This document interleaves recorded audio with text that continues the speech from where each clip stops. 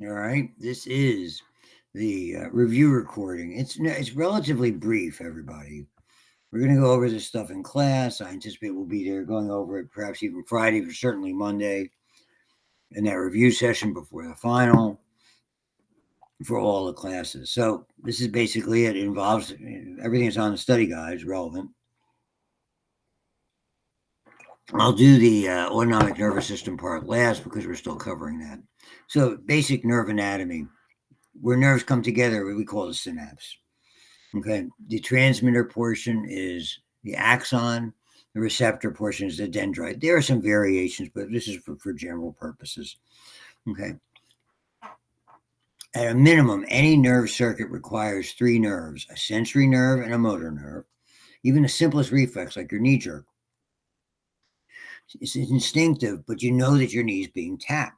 Or even if you're not aware of it, your brain knows the knee is being tapped. So there's always an in between neuron we call an interneuron or an association neuron. So it's a sensory nerve, okay, at the very least, some type of in between or interneuron and a motor nerve. That's the minimal we would have in any circuit. And most of them have many, many more that are there. So it's not just sensory and motor, there's more to it than that. The nervous system is interesting because it's surrounded by its own unique connective tissue called glial, GLIAL cells, and that means nerve glue. The glial cells have four that are found in the central nervous system, two in the peripheral nervous system you need to be familiar with. The four in the central nervous system are astrocytes, by far and away the most, and certainly the most abundant, and certainly have the multitude of features. Ependymal cells, which are all about cerebrospinal fluid. Microglia, microglial cells, all one word. Those are really the scavenger cells, sort of the immunological cells. Little sweepers that kind of make sure that any debris and any potential invaders are taken care of. And lastly, oligodendrocytes. And those are the ones that basically act the same way as the Schwann cells do in the peripheral nervous system, and because they're immense cells that have a tremendous amount of myelin, myelin, just to pronounce it. In the peripheral nervous, you have satellite cells, which we think act like astrocytes, not sure. Their role has always been unclear.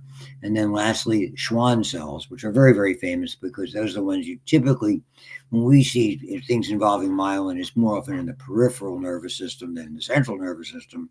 So we really know a lot about the Schwann cells. And they wrap around, and again, like the oligodendrocyte, this is where they wrap around, leaving various little gap spaces that we call nodes or sheath gaps. And basically, that allows the signal to effectively jump from gap to gap, making it much faster. So the more myelin, the better it is. That makes white matter. Okay, and it makes the signal go faster. The thicker the myelin, the thicker the nerve, the faster it goes because of this sort of unique insulating material that's there biologically. My voice is there. Now, just like in, and maybe not identical to the neuromuscular system, we talk about action potentials. That's basically when a nerve fires. And it really involves the same thing. It's called reaching threshold, and the nerve fires. That's basically what it does. It doesn't do it. There has to be some initiation for this, some signal from elsewhere, or voluntary on your part or our part to make something happen. But that is what, when we talk about it reaching its threshold firing, we say it's an action potential. And yet it's followed by depolarization and hyperpolarization. Basically, that quick spike and comes back down that you see so characteristically.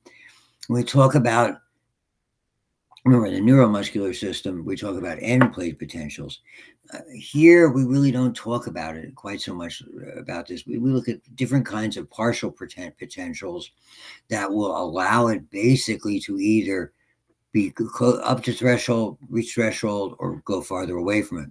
So we talk about little impulses that are either excitatory or inhibitory, what we call postsynaptic potentials, EPSPs and IPSPs. So they're either just, and again, it's either fire, or don't fire. It's a very simple message. And really, it's an on-off type of a system. We're either going to make it turn on, or we're going to basically shut it down. that kind of a thing.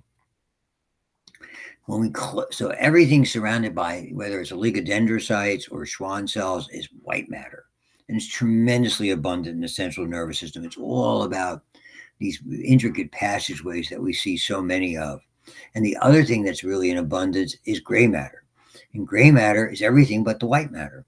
And so that means it's cell bodies. Remember, we don't use the term nuclei, non-myelinated fibers that are there, lots and lots of dendrites that cluster together, lots and lots of synapses. That's what gray matter is. Remember, it's uniquely arranged. In the central nervous system, you have those hollow chambers we have called ventricles, filled with cerebrospinal fluid. You have to know those. And what happens as these surrounding that hollow chamber, whether it's in the spinal cord or in the brain stem or in the brain itself, you have a certain amount of gray matter. Then you have an abundance of white matter. And then in very high order functioning areas like the cerebral cortex, like the cerebrum, it has an external gray matter, or the cerebellum have external gray matter we call cortex. You see, and the difference is, and we've gone over this, gray matter imparts higher order functioning. When it's on the outside, that's the highest areas. Again, the cerebral or the cerebral lobes or the cerebrum and the cerebellum, that's where the major league processing is done. In the interior, we have islands of gray matter that have different functions, like the basal nuclei involved in movement and movement disorders and fine-tuning movement. We have an abundance of them in the thalamus for relaying, an abundance of them in the hypothalamus for sensing the external environment and the internal environment of the body, because the blood-brain barrier is weaker, chemical levels and pH levels, etc., sugar levels, salt levels, those kinds of things. We're able to sense their hormone levels, etc. Again, even the epithalamus, the pineal gland, is really a gland, but it technically is part of the brain. And yes, it's technically more gray matter because it's mostly nuclei. And when you get even to the brain stem, you have little islands of gray matter surrounding the gray matter around that, whether it's the fourth ventricle or the cerebral aqueduct or the central canal. All of those have gray matter. Typically, they're the nuclei for particular cranial nerves and other things that are useful. And of course, the neurotransmitters, perhaps the most, if there's a focal point for any of this kind of test, neurotransmitters are certainly it.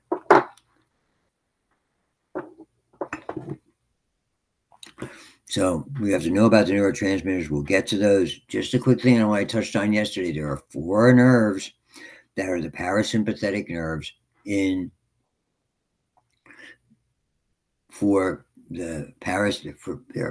are 4 cranial nerves that are parasympathetic, and basically the innervate glands or organs. We went over this yesterday in lecture because I'm doing this Tuesday morning.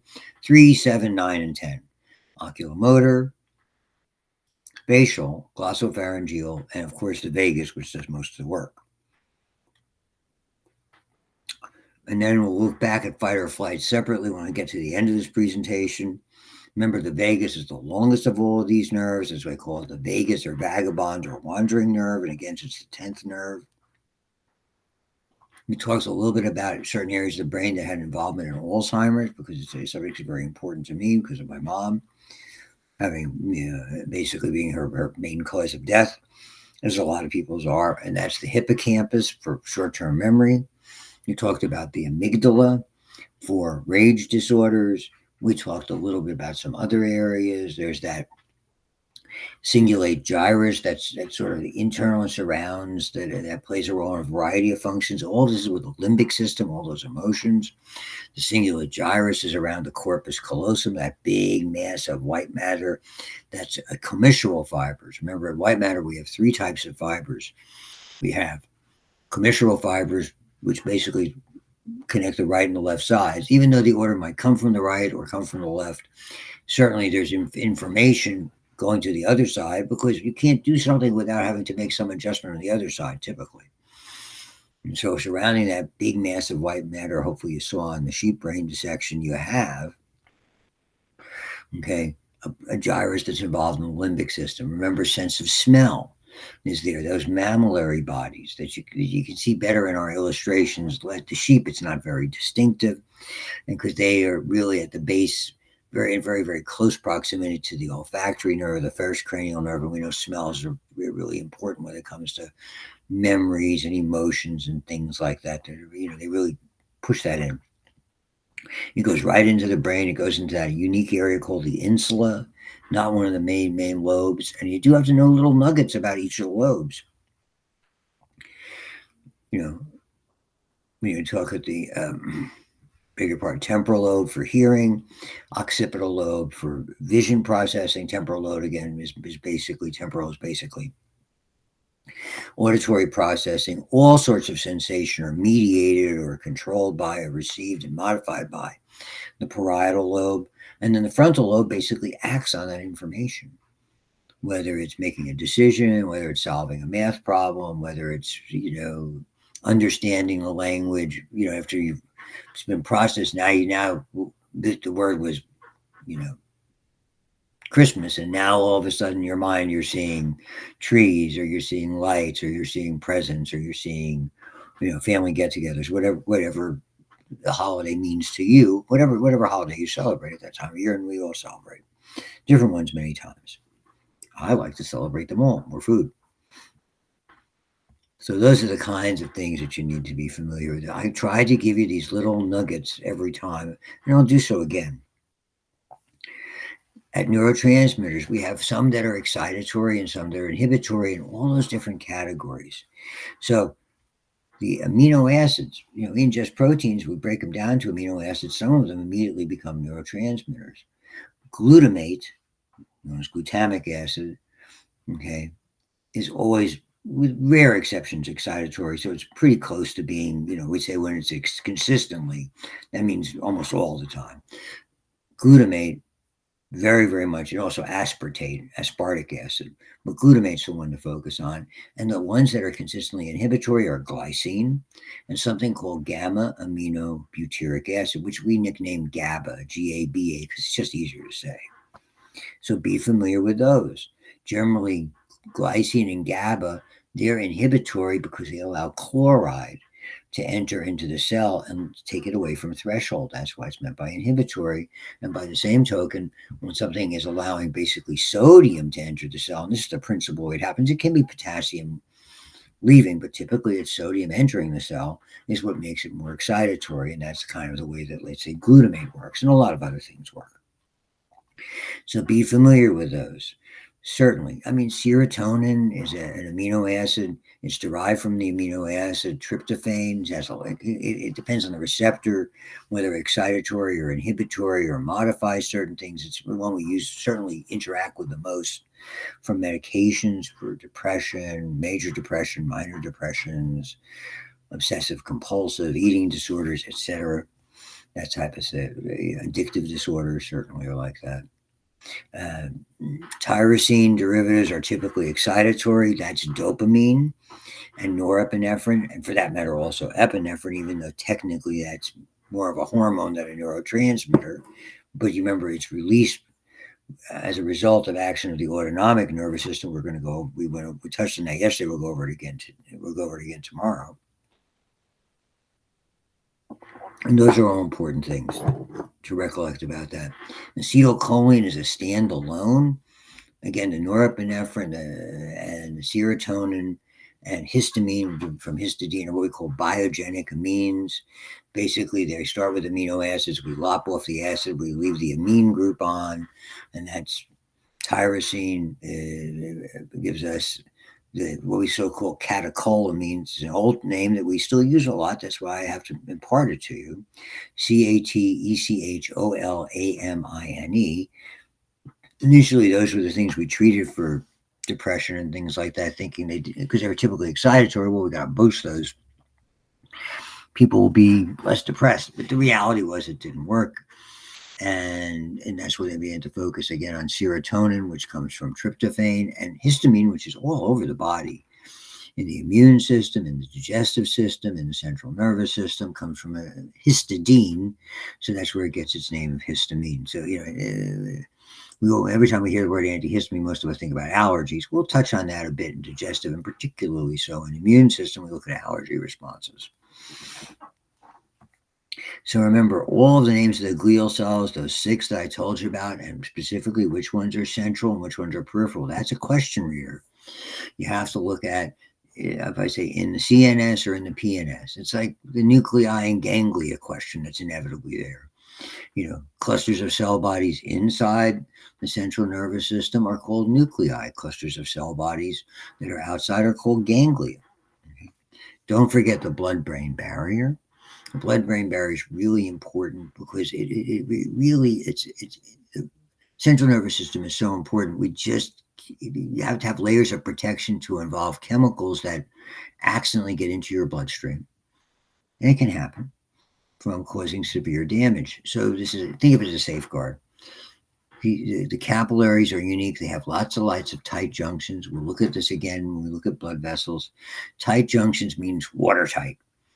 And so it doesn't allow things that dissolve in water to get through. There's no tiny little clefts that they have in a lot of other areas in the body. And then moreover, the astrocytes surround it. Remember, the astrocytes do everything. They guide the young nerves, and they protect them, and they nourish them, and they sort of like they're help them get organized. And also, when things have to be effectively tiny and nonpolar covalent, what we call fat soluble or fat compatible, and they have to sort of go through the membrane in the capillary and go through the membrane into the astrocyte, and the astrocyte carries it over to the nerve itself as part of the brain.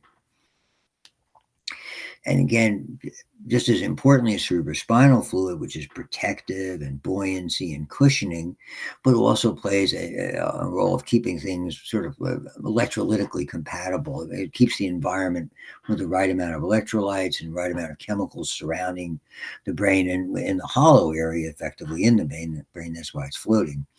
It's really comes from plasma, but it's not just plasma. It's got less proteins, and that's where those ependymal cells come in, and things called choroid plexes that allow effectively fine-tuning it. They sort of finish off, they extract the plasma, and they make sure they don't have the same proteins and alter the electrolytes and the finished products, what we call cerebrospinal fluid. And it's so useful because irregularities in that, we know certain problems in the nervous system are related to that, and certainly the most important is meningitis. For any of you going on to micro, we talk more about that down the road when we get to basically respiratory disease or anywhere else. And again, where are they contained? They're in ventricles. Ventricles are just the name we give to these fluid-filled chamber. Remember, it starts as a neural tube, a hollow tube, but in the hollow part of the tube is fluid, and folds and bends and all that stuff in the beginning of that chapter. So we refer to them as reservoirs of cerebrospinal fluid, both within and without, sort of in the hollow area in the central nervous system on the outside surrounding it. It's either found in the ventricles in the interior, or it's found in the subarachnoid space in the exterior. So those are important to remember as well. And then again, I can't underscore enough, think about all the different things where things erupt, by and large, again, just to reiterate, sight, occipital, temporal, hearing, parietal, general sensation and modified sensation. Everything else is frontal. Communication, language, solving math problems, solving any kind of a problems, motor, any way that we affect it, whether we send a signal for me to touch something, or I'm sending another kind of a signal to a gland, or even I don't have a ton of control over it, for things to happen. Remember, anatomical importance of some of these areas, the diencephalon, particularly because the hypothalamus has a little stalk called the infundibulum. Maybe you saw that you saw the remnant of it on the sheep brain. It's very small. It's right under the optic chiasm, which you also have seen. Is the infundibulum, infundibulum, and that's the tiny stalk that really is part brain, it's part of the hypothalamus, and makes up the back portion or the posterior pituitary. And it's really important because that's the link, the hypothalamus And the pituitary, that's the link between your nervous system and your endocrine system. Remember, nervous system, right away type things. Quick reactions, quick responses, get over quickly. Endocrine takes longer, lasts longer. I keep saying that. It's one of those anatomically and mostly a physiological truism. If it takes, it's like any medicine, the longer it takes to act upon you, typically the longer it stays in your system rather than something very short. We used to use what they called ultra, to know this, ultra fast acting barbiturates to put people to sleep. Now they have better ways to do it because barbiturates are harmful. I mean, it was like count back from 100, you got to 98 and you were asleep. But it disappeared fast, so they had to start using gaseous anesthetics to keep you asleep. And now they're using more propofol for a lot of procedures, and it's a little easier as long as you're being careful with it. You'll learn about that, many of you, in pharmacology and anesthesia-related courses. Don't forget the pathway I made a big deal about called the nigrostriatal dopamine pathway. That's really where the implication is. Parkinson's-like syndrome. It doesn't necessarily mean what the source of it comes from, but we know that there's a compromise in the amount of dopamine that's getting from the substantia nigra in the midbrain to the basal nuclei deep within the cerebral lobes. And because basically they have a part of it's called the corpus striatum, which means stripe body. So we call it the nigrostriatal dopamine pathway. But effectively, it's between the midbrain and the basal nuclei, and a lot of times we call them basal ganglia. They are the same thing. The terminology differs between the authors. Don't forget the ways neurotransmitters are removed. Okay, neurotransmitters, they can either diffuse. This is acetylcholine 101. They can diffuse, and they're not all like this. They just flow away from the area. They can be metabolized or broken down into component parts like acetyl and choline. And the one we do see a lot of when we get to the brain is reuptake. They do that with the choline, not the acetyl part, and basically you recycle the choline to make more acetylcholine. But most of the time, the reuptake for things like dopamine, norepinephrine, and serotonin, typically the medicines are what we call reuptake inhibitors. And what they do is they just stop that process, and it means it keeps the neurotransmitter in the area longer. That's part of it. The meningeal layers are also important. Remember what the meninges or meningeal layers are. They are the layers of protection. There are 3. And the difference is, it really is what accounts for us being able to do lumbar punctures in the spinal cord.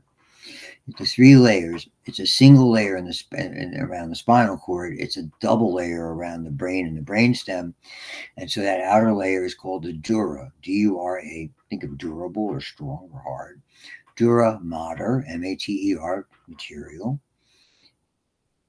The interior, hugging, really, very delicate. It's called a pia, P-I-A, mater, 2 words. You almost can't lift it off without pulling away some of the central nervous system. It's just like an outer coat, like a very thin layer. And in between it is called the arachnoid.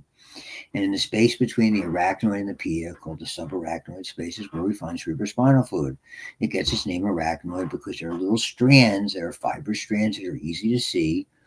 When you actually look at one of these, let's say in the process of a surgical procedure or a spinal cord procedure, that is kind of like a back procedure, that looks like a spider web. And you even see it post-mortem, and so it got the name arachnoid because it means like a spider. So it's spidery matter or spider-like matter. Those are the layers from outside to inside: dura, pia, dura, arachnoid, and pia. And again, the cerebrospinal fluid will either be in the subarachnoid space or in that hollow canal, ventricle, central canal, any of those areas that are there. Remember the major ventricles, the ones that are involved with the cerebral lobes, the lateral ventricles, it could be right or left. We used to number 1 and 2, but now they just call them lateral. Third ventricle is around the diencephalon. The fourth ventricle is the space, is an important space between the cerebellum and effectively the brainstem, principally the pons, but effectively the brainstem. And that area has 3 little escape hatches called apertures, which means opening, that allow the cerebrospinal fluid to escape from within the ventricles and go into the subarachnoid spaces to surround the brain on the outside. There's also an opening away at the bottom of the spinal cord where it can also escape at the bottom of the central canal. And effectively, there's a flow to cerebrospinal fluid. You might remember in the fact that the dura is two-layered and has those little openings where you form what we call dural sinuses. The sinus is just an opening that's kind of, can be in the bone, it can be a hollow area. But when we talk about it in veins, and we talk about it in the brain, the sinus is where fluid, mostly blood and cerebrospinal fluid, is found.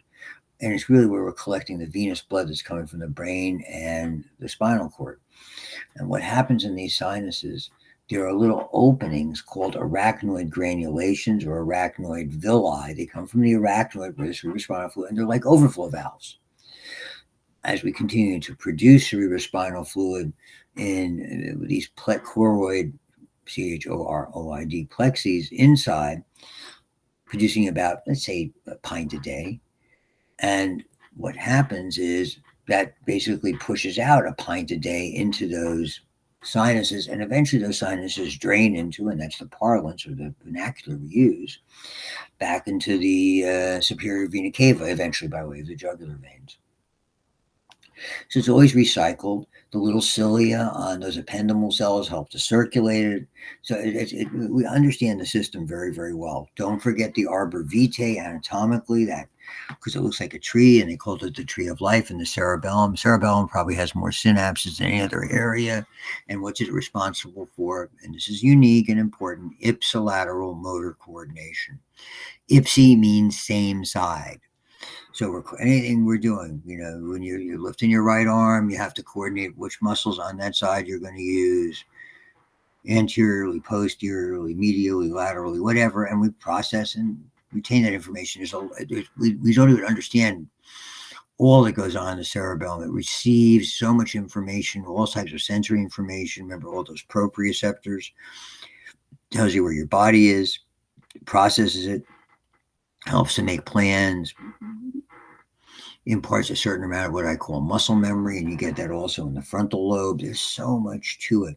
Such an important area. And it's why when we're struck on the back of the head by an object or during a fall like on the ice, you really, you can do some significant damage in that particular area that's there. So it's a very distinctive white matter. And again, it's relatively easy to see. Hopefully you saw it in the dissection. Anatomically, the cerebral lobes are separated by the longitudinal fissure. It's right under that sagittal suture. And when we start looking at the unique features of the spinal cord, which is part of this as well, remember the spinal cord is different because it doesn't have a double layer dura. It's a single layer dura, and more importantly, because there's no double layer, it's surrounded by fat. And in the fat are nerves and blood vessels. And that facility, we call that the epidural space outside of the dura, but still within more or less the spinal bones themselves. And because we can, the spinal cord doesn't go all the way down. Again, the bones grow faster than the spinal cord stretches. So you have a gap roughly between L2 to the top of the sacrum, which means the openings between lumbar 3 and 4 and lumbar 4 and 5 are ways that we can do a spinal tap for people who know what they're doing. And first, the fat around that, without having to actually go in and try to get spinal fluid, you can just pierce that area, get into the fatty tissue, and inject a local anesthetic. That's called an epidural. And anesthesia, and we call it, it's not an epidural anesthetic, it's an epidural analgesic, reduces pain. You're using a local anesthetic to reduce pain overall in the area, typically during birth and delivery. When you go all the way into the spinal fluid, that's technically very difficult, and only very experienced people should do that. You're actually penetrating the dura. You're getting into the arachnoid. You're there because you can see the fluid coming out as you take the needle out. It's a little catheter, a little hollow tube, and you collect 3 little vials of fluid and send them to be analyzed. That's what we call lumbar puncture or spinal tap. And typically, lumbar puncture would be a more appropriate way to say it in a medical setting. But everybody kind of knows what you're talking about when they say spinal tap. All that because there's only one layer of dura, very, very hard to get through.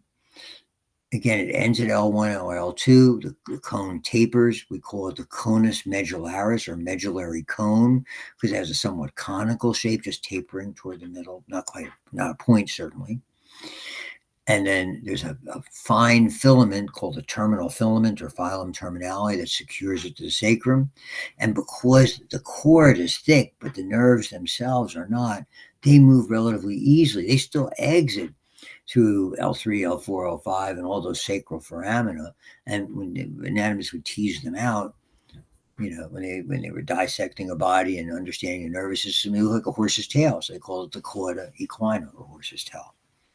So that's all of those structures that you need to be familiar with. The beauty of the system is that when you're trying to insert that needle, the nerves move, the cord doesn't. So you're well below that area. So that's something else to remember. Let's see what else we got going out there. Oh, don't forget that central sulcus in the brain is the divide between frontal lobe and the parietal lobe. On either side of that are important, so we call it pre and post central gyrus or gyri. Pre, before the central, is where motor instructions come from directly. Post central is where you technically receive the sensory information. Then for the motor, you have areas anterior to that or more forward where you sort of pre-process and decide what you're going to do and execute the command through the pre-central or primary motor gyrus. When the sensory information comes into the post-central gyrus, then posteriorly it's processed. How that hurt, what does that mean, etc. Okay. So remember, the distinction between depolarizing and hyperpolarizing is very simple. More likely to fire or less likely to fire. If it hyperpolarizes, remember, polarity is a difference between positive and negative. Hyperpolarizing means we're increasing that, so we're making it more negative or less positive. Where a depolarizing stimulus as a postsynaptic potential would make it more likely to fire, more positive. Depolarizing, more positive. Hyperpolarizing, more negative.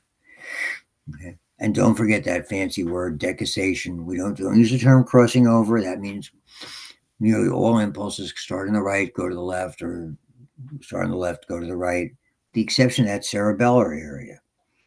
So I think all of those are important things to look at.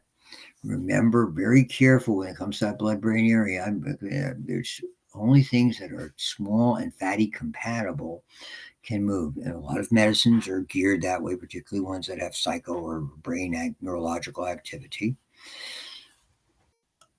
Cholesterol and fat-derived substances are like that, so they're nonpolar covalent. No proteins, thank you very much. And unfortunately, something that people consume that affects their brain, like alcohol and a variety of other drugs, do that. So that you have to be aware of that type of stuff. I forgot to mention some of the general spinal cord anatomy. Inevitably, motor cells are anterior, and there we call that ventral because it's an older terminology, means for the belly, and sensory are dorsal. So, and they're both the cell bodies are in the gray matter. Everything else is white matter. Remember, we call them horns, the gray matter. I showed that to you a couple of times. Gray matter, posterior, called dorsal horns, anterior, ventral horns. The ones anterior or ventral, those are motor. The ones posterior are sensory. And only in that odd area, those little lateral horns are there associated with the sympathetic nervous system we talked about yesterday. And I can't emphasize it enough, even more so than neuromuscular junction. Frequency is amplitude.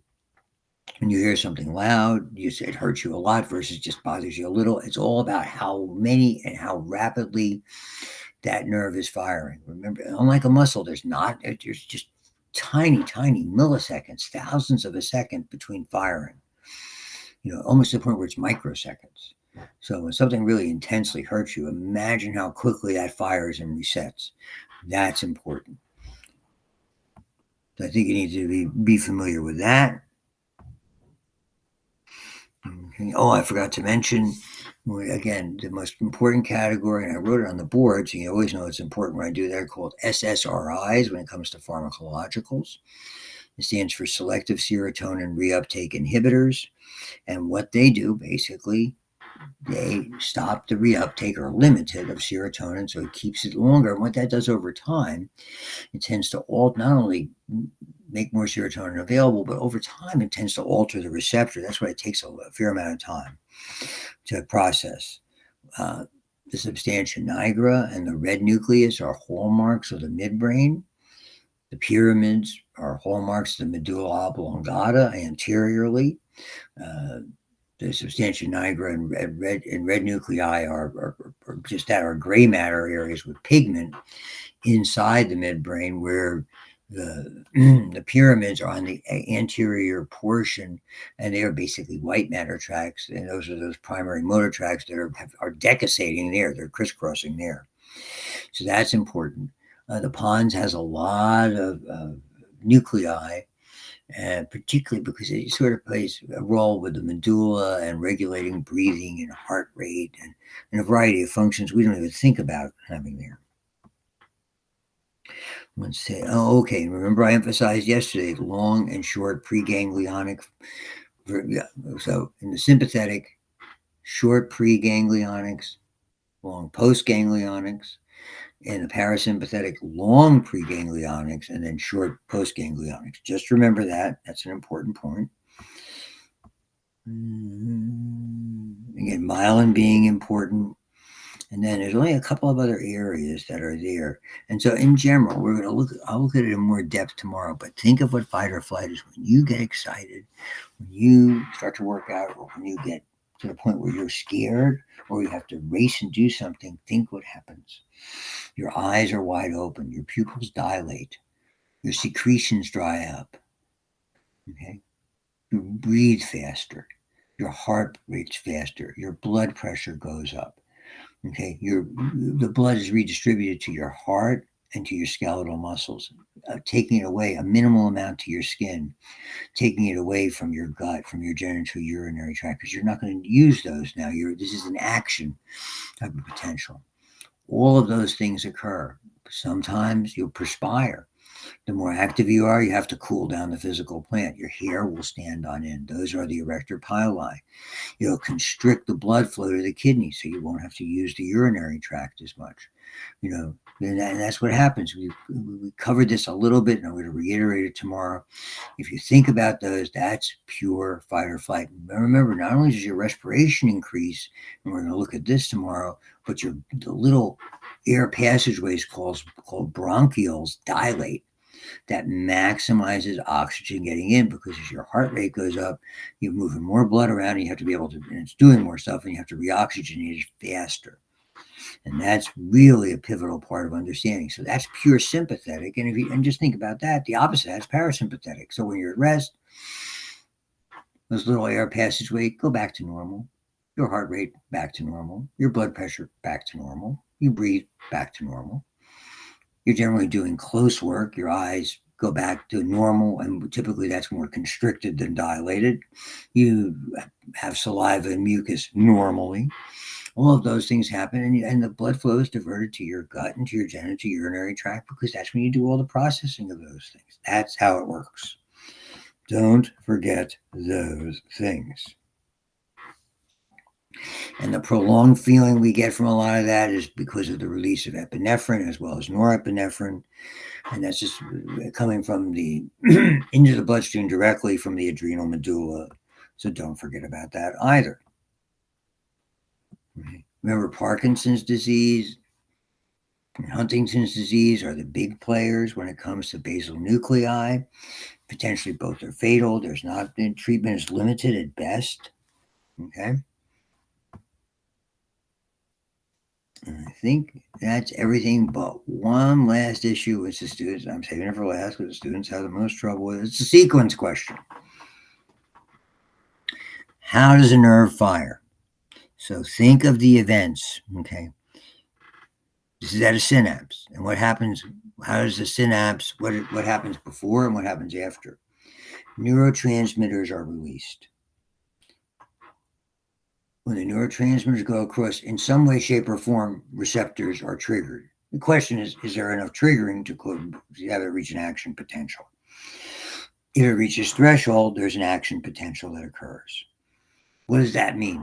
Whether it's a neuromuscular system or just nerve to nerve, which we're talking about here, an action potential means that signal got all the way from where it started to that axonal hillock where there's a cluster of those voltage gated sodium first and then voltage gated potassium channels, and they start a chain reaction. That's what we call an action potential. So those voltage regulated gates open, inflow of sodium followed by the outflow of potassium, and that signal extraordinarily rapidly goes through the axon and triggers the next nerve or the structure, whatever it's going to. And what happens after that?